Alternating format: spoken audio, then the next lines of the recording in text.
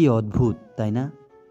একসময় যে মানুষ দুটো সারাদিনে ঘন্টার পর ঘন্টা কথা বলতো, আজ তাদের মধ্যে কোনো যোগাযোগ নেই।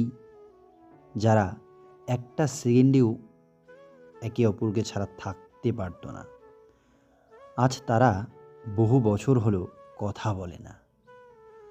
একটা সময় যারা সারাদিনে একবার দেখা না করে থাকতে পারতো না, আজ তারাই দিনের পর দিন একে অপরকে না দেখেও স্বাভাবিক জীবনযাপন করছে।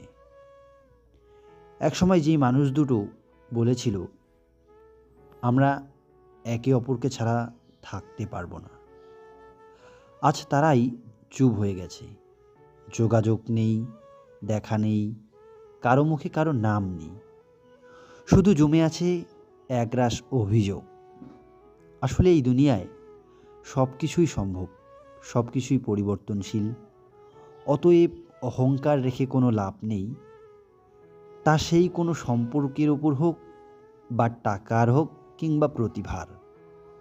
সময় একদিন সব কেড়ে নেয়, কারণ সময় আর পরিস্থিতি বদলাতে বিন্দুমাত্র সময় লাগে না।